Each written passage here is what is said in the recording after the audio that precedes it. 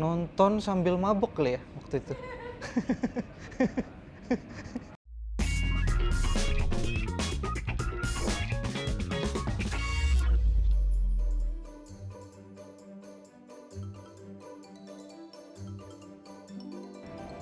Oke, nama gue Panji dan gue suka Purit, Naif, Rex Orange County, dan Kendrick Lamar. Halo, nama aku Fania, musisi favorit aku One Ok Rock. Nama Dudin Rizal, musisi favorit ini Bring Me The Horizon. Dita, musisi favorit gue. Aduh, bingung lagi, banyak banget. Oh, yaudah Twice aja. Nama aku Florency Angelia Caroline, musisi favorit kalau yang dari Indonesia Kunto Aji, kalau misalnya dari luar Bruno Mars. Bobby, musisi favorit Coldplay. Lumayan suka sih. Suka. Suka. Pengen, itu termasuk di bucket list, tapi sejauh ini aku belum kesampaian. Java Jazz 2018. Terakhir gue nonton itu Playlist Love Festival di Bandung. Aku terakhir nonton konser Ed Sheeran dan One Ok Rock itu. Synchronized Fest. Konsernya Twice di Singapura, gak ada dong. Lebih suka offline. Lebih kerasa aja gitu atmosfernya. Offline lah. Pasti offline sih. Kalau online tuh kayak kita nonton orang live streaming aja sih, jadi kayak aneh lah gitu. Kita bayar buat nonton live di online tuh kurang lah gitu. Konser offline. Soalnya kalau online garing sih. Lebih suka offline, jadi lebih kerasa seru. Tentu offline. Kenapa?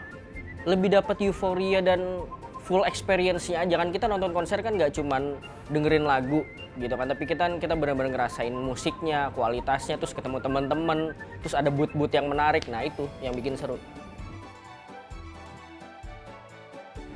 Kalau untuk nonton konser sih sebenarnya ada beberapa yang menurut gue cukup menarik gitu, kayak We The Fest, terus juga beberapa konser yang ada di Jakarta gitu. Cuma lihat lagi sih nanti gimana. Itu yang berdendang apa sih? Yang Oktober itu nanti. Pengen sih berdendang bergoyang gitu. Belum ada sih, belum ada. Belum ada sih, soalnya artis-artis yang gue suka belum konser-konseran lagi.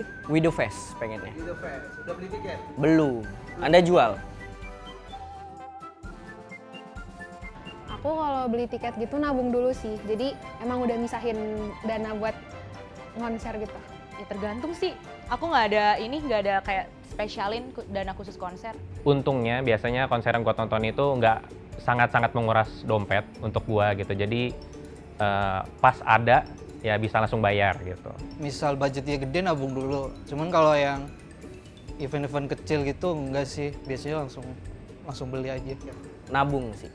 Biasanya tuh gue nabung pas si akun officialnya tuh ngumumin bakal ada konser. Jadi itu baru tuh gue, oh ternyata tiket yang gue mau kategori ini harga sekian. Jadi gue baru nabungnya pas itu.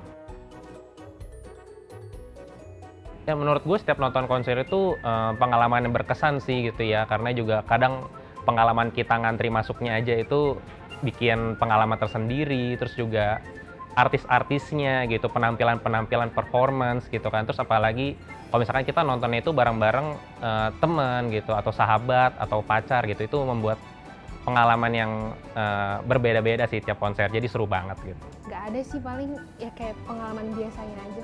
Oh, gue pernah waktu nonton konser Twice yang di Indo, itu kan gue bawa banner yang gambar membernya tuh, gue angkat-angkat terus kayak dia ngikutin pose yang sama di gambar itu. Gue merasa diwaro gitu, padahal ya mungkin kebetulan aja, tapi nggak apa-apa. Bruno Mars mungkin ya. Jadi zaman-zaman Bruno Mars pertama kali ke Indonesia itu kan album pertamanya dia. Dan itu langsung full sold out dalam beberapa jam doang. Itu sih kayak bener-bener kayak kita semua di situ tuh bener-bener full satu albumnya dia itu bener-bener nari, nyanyi, joget dan segala macam, bener-bener ngerasain experience-nya dia. Dia kan karena kan bener-bener musisi yang mentingin performance-nya banget ya dari album pertamanya gitu. Jadi itu bener-bener yang berkesan sih. Nonton sambil mabok kali ya waktu itu.